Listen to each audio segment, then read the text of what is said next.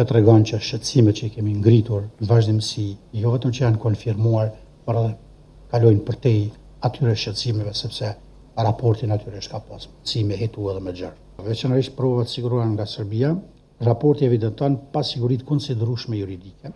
Raporti konfirmon shqetësimet e ngritura, konstaton se këto shqetësime janë substanciale dhe mjaftueshëm serioze për të justifikuar shqyrtim të mëtejshëm institucional. Pra fakti që raporti është preliminar nuk do të thotë që ka arrit me konstatu shkeljet në mënyrë të faktume, por që shqetësimet i vërteton. Dhe për më tepër, në pikën 26 të raportit, që është në fillim raporti konstaton se mandati i dhomave specializuar ka pas devijim nga qëllimi fillestar dhe nuk është në frymen e pretenduar të pretendimeve nga raporti i Këshillit të Evropës. Domthon për secilën konstatim që do të flas, ju keni mi gjetë në raport edhe konstatimet ashtu siç i kanë konstatuar vetë ekspert që e kanë bërë këtë raport. Sa i përket çështjes së paraburgimit dhe kufizimit të drejtave gjatë qëndrimit në paraburgim, raporti evidenton shqetësime serioze lidhur me kohëgjatjen e paraburgimit, mungesën e mundësive reale për lirim të parakohshëm dhe kufizimet e komunikimeve familjare por edhe ato profesionale, pra me ekipet e mbrojtjes, dhe për më tepër, përveç tjerash, raporti konstaton se lirimi në Holandë ku zhvillohet procedura penale nuk është i mundur, duke krijuar një pengesë strukturore që rëndon pozitën e të akuzuar. Pra, edhe fakti që deri më sot ka pas shumë pak lirime të parakohshme,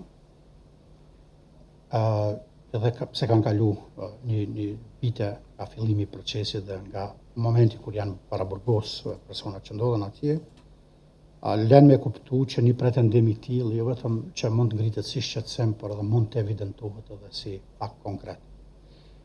Gjithashtu, raporti tregon se mbikëqyrja sistematike e komunikimeve, me cilat jam ballafaquar dhënë, sepse në vizitën që kam pas vitin 2025, jam vëzhgu nga personeli i paraburgimit dhe nga 2 kamera, të cilat gjatë gjithë kohës kanë regjistruar komunikimin dhe bisedat që kam pas me të paraburgosurit.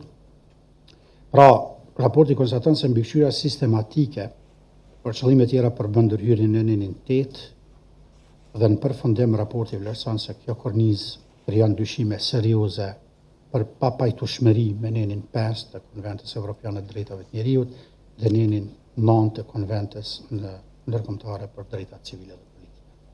Pra, për ne, kjo tregon që shqetësimet që i kemi ngritur në vazhdimsi, jo vetëm që janë konfirmuar, por edhe kalojnë përtej atyre shqetësimeve, sepse raporti natyrisht ka pas si me hetu edhe me gjerë.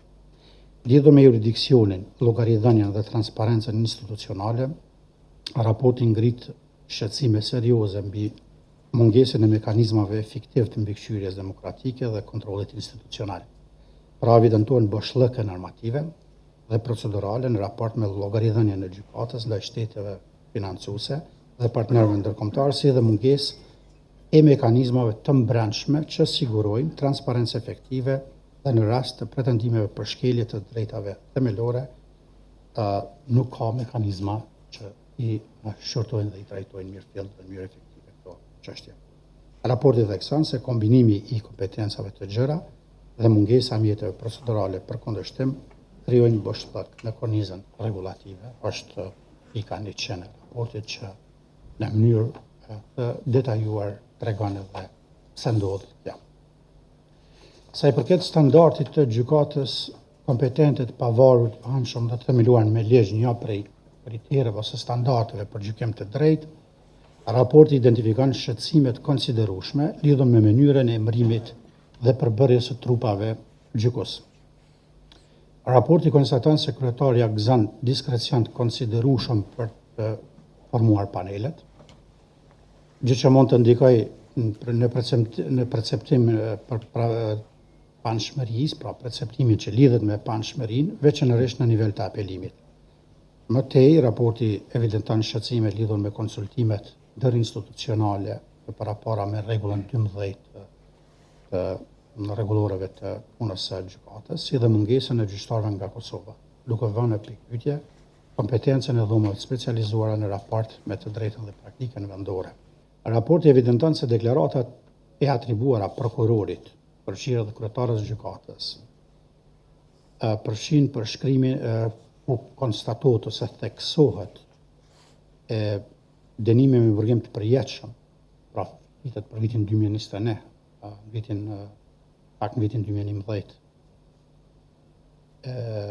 Dhe pastaj konstatimi që nëse lirohen ta persona mund paraqesin rrezik dhe duhet mbahen para burgim, konstatime nga vetë kryetaria e gjykatës i ngrenë shqetësime serioze jo vetëm për prezumimin e pafajësisë, por edhe për integritetin e procesit të lirimit parakohshëm, si edhe mungesën e transparencës procedurale. Shqetësime dhe drejtje që janë konstatuar në pikat e raportit, mundet pëtriti me vendos pikën 102 dhe pikën 103, po dhe pikën 101 ku janë përshkruar këto situata. Në raport me pranueshmërinë e provave, veçanërisht provat siguruara nga Serbia, raporti evidenton pasiguritë konsiderueshme juridike, qasja e pranimit të parakohshëm të provave dhe shtyrja e vlerësimit përfundimtar deri në gjykim, përshkruhet si burim potenciali padrejtësisë procedurale dhe pasigurisë për palët. Sa i përket provave me origjinë nga Serbia, raporti konstaton mungesë transparencë serioze pasi kërkesat e mbrojtjes për qasje dhe zbulim për origjinën e materialeve mbeten pa vendim publik. Mungesa çfarë do vendimi publik përbën në vetvete shqetësim për transparencë. Është konstatuar në raport.